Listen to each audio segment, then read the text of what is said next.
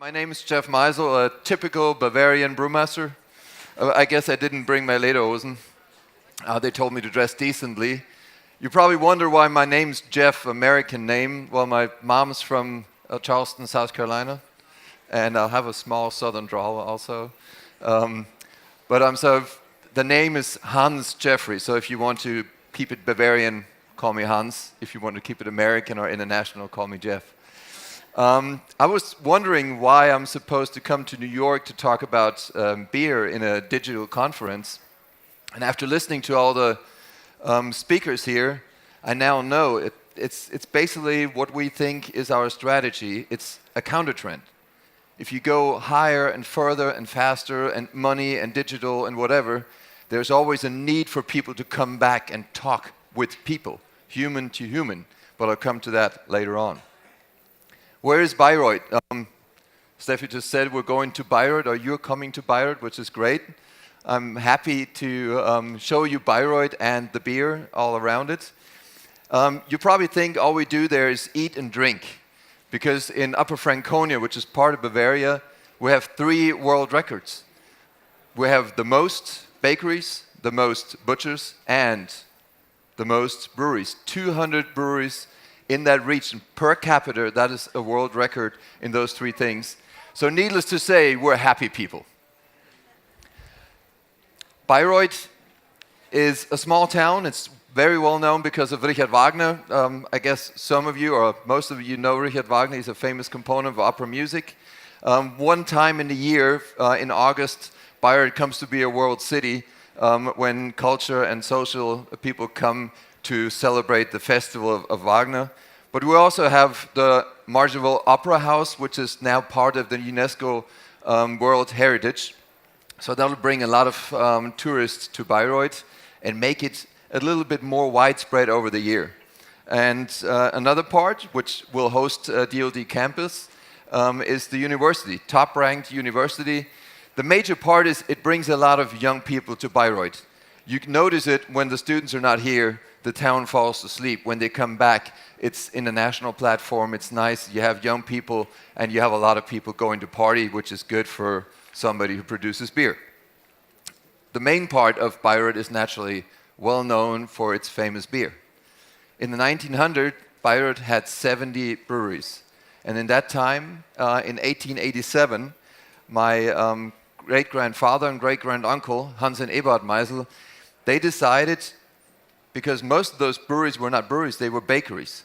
They were bakeries brewing beer. So they decided on to switch over and say, okay, we're going to produce quality beer. We need to concentrate on beer itself. So they built a brewery outside of Bayreuth, 1887. My grandfather, Fritz Maisel, then was the one increasing the quality, making technology better, so we could bottle the beer. And we were then named Export Beer Brauerei, which does not mean that we transported the beer to New York. It means we transported it to Neudrossenfeld, which is 25 miles outside of Bayreuth. But it was an export beer brewery.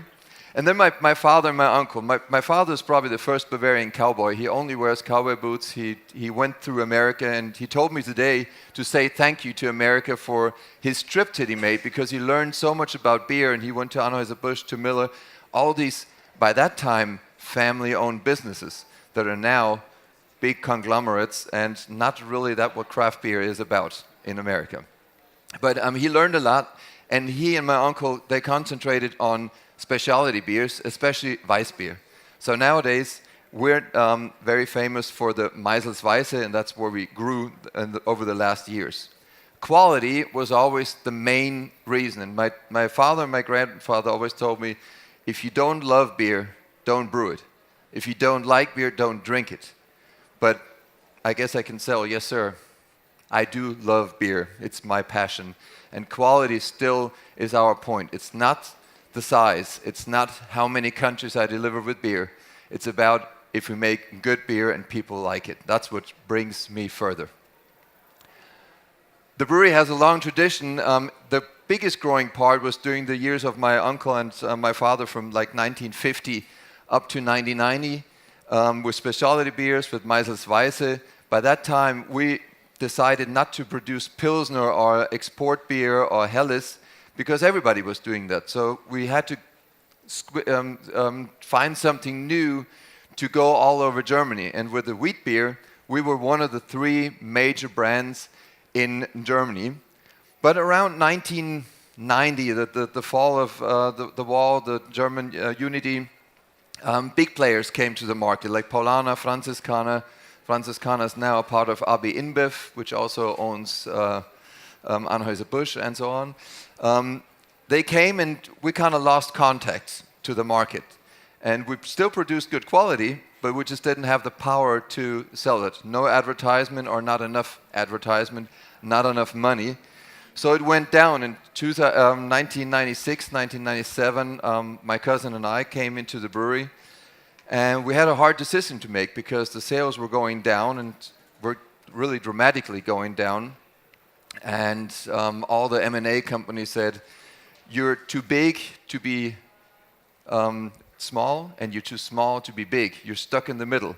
Why don't you sell and go away? And we thought about it, but that would be for somebody who's 4th generation, like I am, would be like selling your heart. If you're a unicorn, if you start something, you can say, okay, I'm out, that's fine. If I'm out, that means I'm leaving the town. I would have to go away from my friends, from my hometown, from everything. I couldn't look in their eyes anymore. So we decided, what can we do? And we sat down and we checked what is the good part, what do we have? We have a quality brand name, we had a good team, a good basis team. So we said, okay, let's concentrate just on what we can do on specialty beers. Let's try to be a family-run business and focus on the human, on the personal. By that time, we had 160 people and declined from 300. So we said, okay, listen, we can do everything, we can make it. We'll just work together and put out this vision for our company and then based everything around it. We kind of refreshed the brand Maisel's Weisse. We focused on drinkability, on a little younger than every other Bavarian wheat beer, sorry. And we've been growing for the last 10 years with this brand, just slowly, but with no advertisement at all. We went to our distributors and we asked them, what can we do for you that you sell more Maisel? What can we do to make you successful? And I have to say, the quality of the beer is one part, the looks of the beer is the other part. But the main part was reaching out there and going to the people and saying, okay, I'm here, what can I do for you? And not telling them, you have to sell my beer. And that was a new focus also for me, and we learned a lot about giving and taking, and not only about taking. We were lucky also, and I guess you always have to have God on the backhand. There was a new brand coming out, a new market with alcohol-free beer. In America, that's a trend just starting. In Germany, it's a very big trend, especially the wheat beer is growing very strong. And because it's an isotonic, do you say isotonic?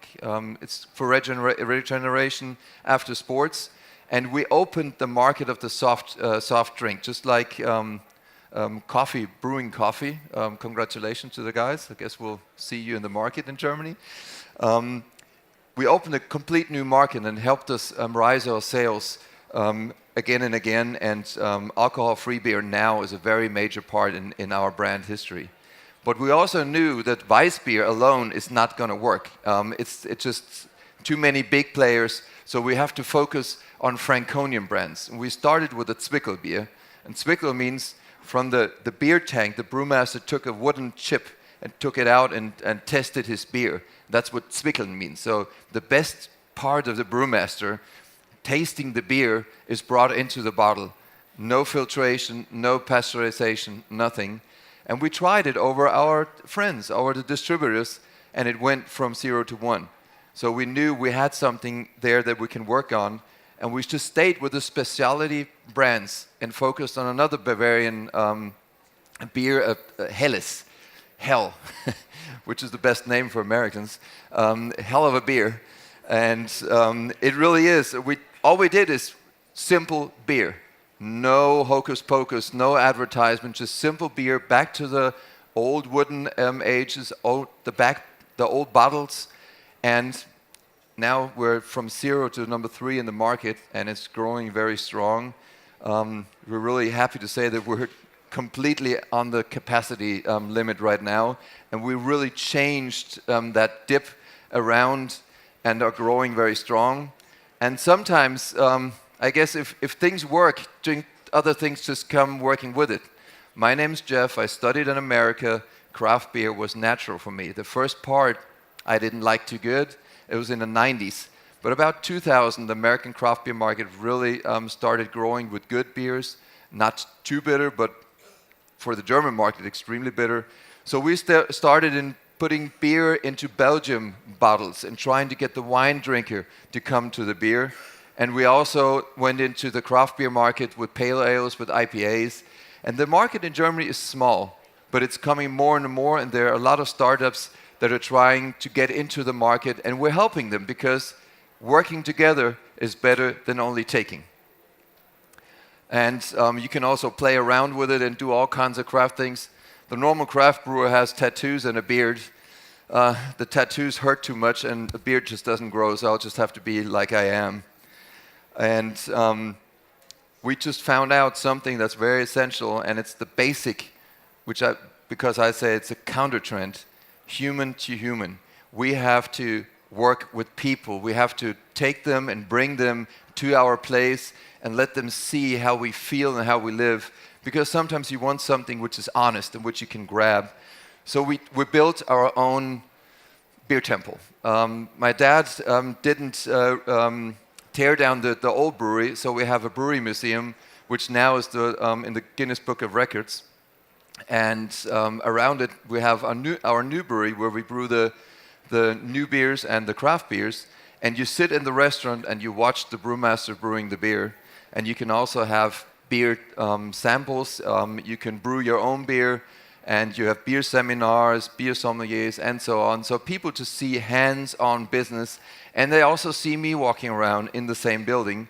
And the best thing you can do, well, let's say it the other way, no ad is as good as bringing your customers into the Liebesbier, which you see right there, and drinking with them beer. And then I go home and my wife asks me, what have you been working? Yeah, I've been drinking beer. Well, isn't that the best job that you can have? So we're bringing all the money that we have, and really we renovated it. We had 300 people inside, 300 people outside. And it's not the Hofbrauhaus that you know. My dad wanted something similar, and I said it's going to be more modern, but it has energy. It has the old part of the brewery. This is where the beer was lagered and filtered and filled in kegs, and it now hosts our Liebesbier, how we call it, love beer, and it's for the love and passion of beer. And we don't only sell our beers, we also sell 21 of our beers and 100, well, let's say selected beers from around the world, also America, to show people the variety that you can make out of 4 ingredients, because we mainly have beers according to the German purity law. There's another version of that. And I always told my people, we can do everything. We can probably just sell socks, but it's a very dry business. So let's stay with the beer and try to make beer interesting again and make it something special again, and not only just cheap and easy and one brand, but many brands. And let's work with people, let's work together, and let's give other people a hand. So I hope the coffee brewers come up to me. We can see what we can do together in Germany. Thank you for listening.